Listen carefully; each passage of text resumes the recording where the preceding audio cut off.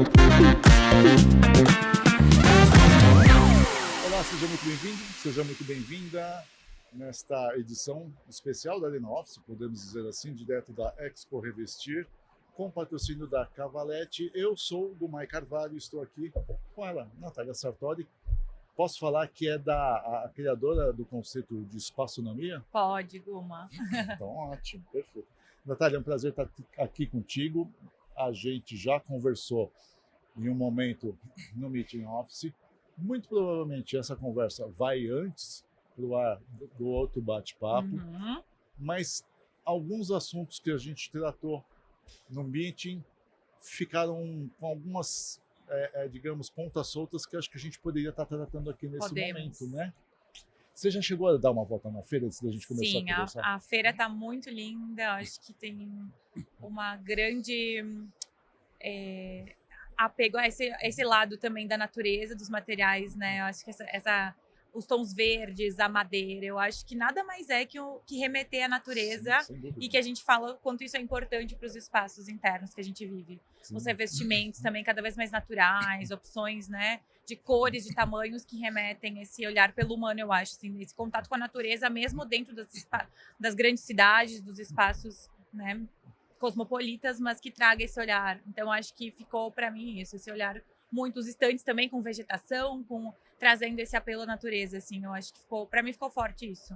Isso é muito legal, porque pensando na volta agora para os ambientes, no 100% presencial, ou pelo menos uma boa parte do tempo nos escritórios, eu não sei se você percebeu alguma mudança do primeiro período pós-pandemia para agora, até que ponto a arquitetura corporativa, ou quem pensa o espaço de trabalho como um todo, até que ponto esses ambientes estavam ou ainda estão cuidando de um problema que a gente sentia, que era da solidão quando a gente ficava preso em casa.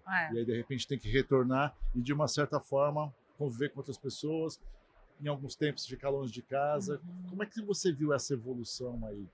Então, eu acho que a gente sabe, né, dos afastamentos que a pandemia, né, forçou, né, foi de forma abrupta. Então, houve esse afastamento e agora a gente vive, de um tempo para cá, esse retorno para o presencial, né?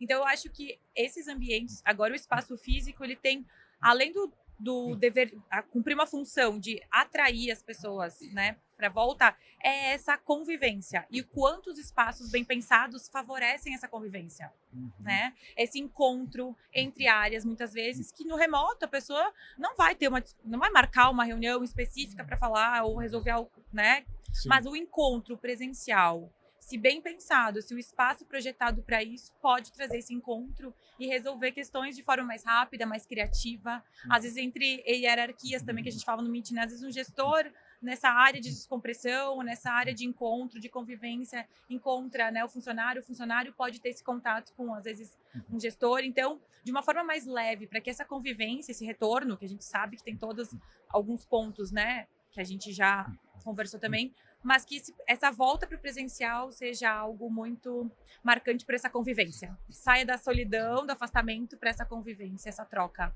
dentro dos escritórios. E tem que ser um espaço, pelo menos, seguro, psicologicamente falando também. Exato. Né? Essa preocupação. Né? Eu acho que sim, a gente tem muitas variáveis ambientais que influenciam isso, né? A qualidade do ar, a iluminação adequada para aquela tarefa que está sendo exercida, as cadeiras, né? A gente sabe o quanto todos esses fatores, as cores, a altura de mesa, tudo isso já vem sendo pensado há muito tempo.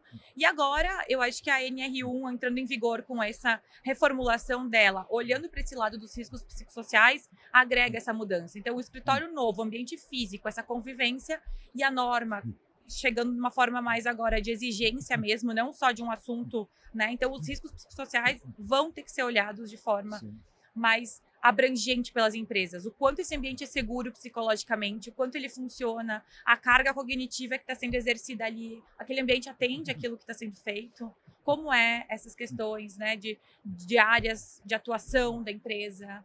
Então, o quanto o ambiente também favorece completamente esse risco psicossocial e pode interferir diretamente na vida das pessoas, diariamente, né? Acho que assim, a gente tem que ressaltar que o trabalho de quem projeta o ambiente de trabalho, digamos assim, não é a panaceia para todos os problemas psicossociais da empresa, porque Perfeito. a empresa não pode se eximir da responsabilidade. Perfeito. Né? Então, não adianta você ter um espaço bacana se o gestor é tóxico, se você Exato. tem assédio de todas as formas, Exato. né? Se você tem... Se essas relações não são bem, né, Isso, elaboradas dentro né? da empresa. Assim, eu acredito que o projeto ele permite que as relações sejam saudáveis, né? Perfeito.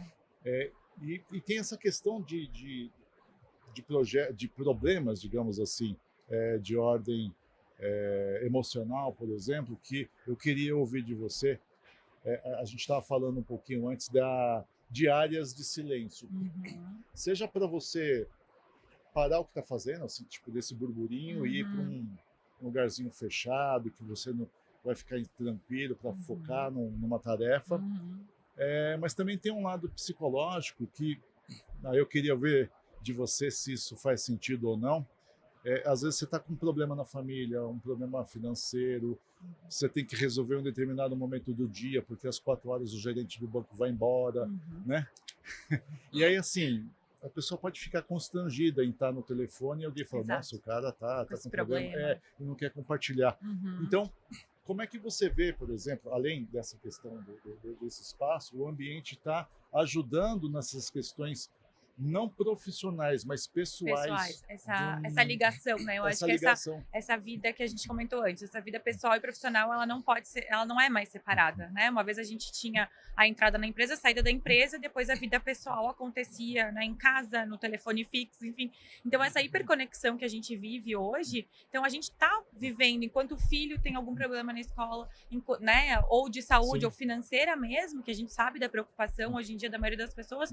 Então eu acho que essa vida ela se intercala. E essas áreas de silêncio dentro das empresas, hoje existem cabines específicas para isso, salas que podem ser pensadas menores, porque esse formato de grandes bancadas de trabalho, de estações de trabalho com muita gente, é bacana, funciona, há uma troca, mas também essa questão do silêncio ela tem que ser pensada para os riscos psicossociais.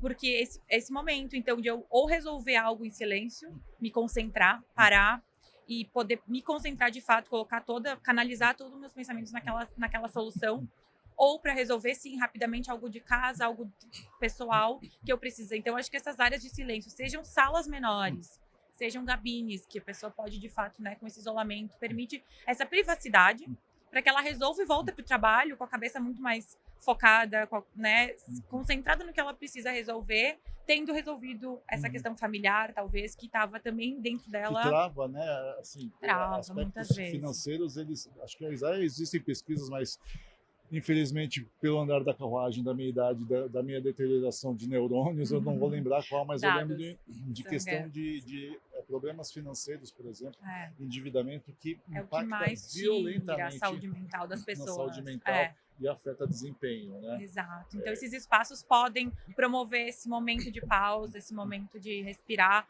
não ficar com aquela, né, tanto luzes ou telas, enfim. Então, esse momento de silêncio, o quanto ele impacta, né? Eu não sei se você já assistiu, uma série está esperando uma temporada e outra série ainda está rolando. As duas são da Apple. A Severance, ou Ruptura. Não assisti, mas ouvi falar. Já ouviu falar?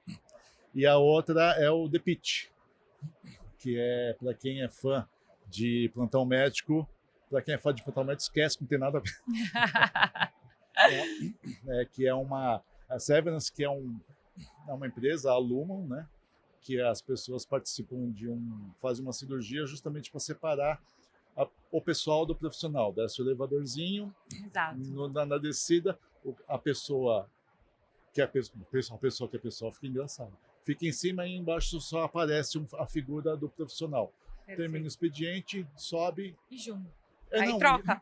E troca. Então, assim, quem está lá em cima, que a pessoa não tem a menor ideia do que o profissional faz, e vice-versa. E isso a gente sabe que não é a nossa realidade, né? E eu acho que esses espaços, o que a espaçonomia fala muito, é justamente esse olhar pelo humano, entender as emoções do outro, né? Então, aquela carga, daquela tarefa, com aquele currículo, como a pessoa desempenha aquilo, como o ambiente que ela está inserida interfere, né? Então, acho que é bem esse olhar, assim, então áreas de silêncio, a presença da natureza, a iluminação adequada, tudo essas áreas de convivência para trazer a solidão que trouxe o afastamento, as pessoas não se encontravam mais, né? Sempre uma conversa remota, digital, então o quanto essa convivência ela é sim importante. Eu acho que não é por nada que as empresas, na sua grande parte, estão cobrando um retorno, né? Eu acho que é importante a equipe estar junto, esse contato humano, essa conexão, entender o outro, porque é ali que tu vê a emoção. Se tu ficar nervoso agora, a gente vai sentir, vai ver, se tu estiver atrás do computador, pode disfarçar e ninguém, próprio gestor, diretor, nem vai perceber essa interferência. Sim, ou eu tá ficando balançando as pernas aqui embaixo, nervosismo, como eu estou agora. Primeira entrevista, né? Pode ficar nervoso, nossa. né? E a série The Pitch é interessante porque ela retrata... cada episódio é 1 hora num pronto-socorro em Pittsburgh. Então é um negócio bem pauleiro, aconselho bastante. Bacana. E tem um determinado momento que o personagem principal... acontece uma série de coisas, ele vai para uma sala, aí ele agacha, senta e começa a chorar. Que assim, cada vez mais a gente está falando de uma liderança que não seja o papai sabe tudo, que seja mais humano, e isso espelha muito para as pessoas também poderem liberar suas emoções. E é importante também ter esse espaço para a pessoa sentar. Eu não digo que vai chorar, mas... Não chorar, mas dar essa pausa. Né? Fazer essa pausa para dar uma desestressada. Até tem algumas... A gente pensa com efeito sonoro também, uma música mais leve. O som também interfere muito, né? Se for um barulhinho de uma água, né, dentro de uma sala, dá aquele momento de parar. Às vezes a cabeça, ao longo do dia, são tantas coisas, e essa pausa, respira e reconecta para o próximo, ou depois do almoço, ou para um intervalo, um cafezinho, uma pausa para recomeçar e poder finalizar o dia também mais tranquilo, né? Então é muito importante. A gente está falando de uma certa forma, até anotei aqui para não perder, de um design empático, né? De colocar as emoções no centro da gestão, do briefing, de desenhar o que vai ter dentro. Como é que você descreveria esse design? E aí até ser interessante falar um pouquinho do que é a espaçonomia, porque eu acho que são 2 conceitos que conversam muito. Exato. Basicamente, a gente pode dizer que eles conversam totalmente, porque a espaçonomia é justamente esse olhar pelo impacto do ambiente na vida das pessoas de forma cognitiva. Então, se a gente analisa cognitivamente a outra pessoa, já é simpática, né, com a reação dela, com o efeito que ela tem, a função que ela exerce, como ela se porta naquele espaço. Então, como aquele ambiente está interferindo nisso.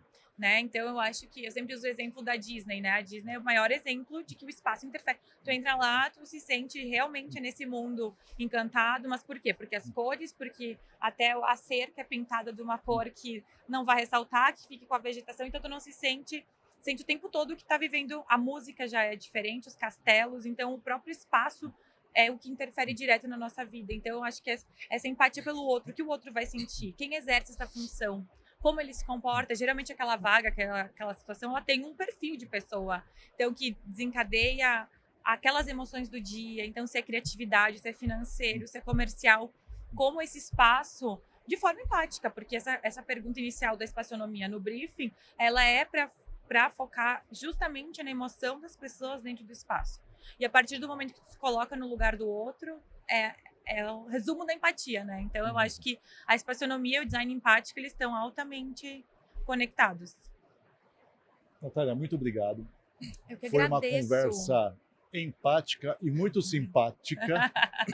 Fazer uma brincadeira. Espero conversar com você mais vezes. Igualmente, estou à disposição. Sempre trocas muito boas. Obrigado. Para a gente crescer e poder passar também essa mensagem, que eu acho que é um olhar novo, né? Eu acho que o corporativo quebrar um pouco essa rigidez, e olhar cada vez mais, através da NR1 também, para o humano, eu acho que é o que importa mesmo. Obrigado. Obrigada eu. E obrigado você que nos assistiu aqui nessa edição da Arena Office, direto da Expo Revestir, com patrocínio do Cavalete. Inscreva-se sempre. Aliás, se você se inscrever uma vez, tudo bem, mas faça o seguinte, vamos fazer um sistema de corrente, né? Passe a necessidade ou o pedido ou o convite de inscrição para mais 3 pessoas, porque aí você ganhará mais e mais, fará mais e mais relacionamentos, terá cada vez mais conteúdo. É isso, até a próxima.